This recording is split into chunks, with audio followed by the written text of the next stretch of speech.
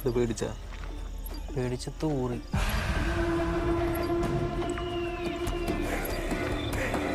ഞങ്ങളൊക്കെ ചാവുമെന്ന് വിചാരിച്ച ഇതൊക്കെ തീർക്കാണ്ട് ഞങ്ങൾ ചാവോടാ. എന്തൊരു ഊളപ്പരിപാടിയാണ് നീയൊക്കെ കാണിക്കണേ. എൻ്റെ വീടിൻ്റെ അടുത്ത് വന്ന് കാശ് കൊടുത്ത് എനിക്ക് കാവല് നടത്തണം. ശരിയാണോടാ? നീ തീർന്നടാ. പൊട്ടുന്നില്ല.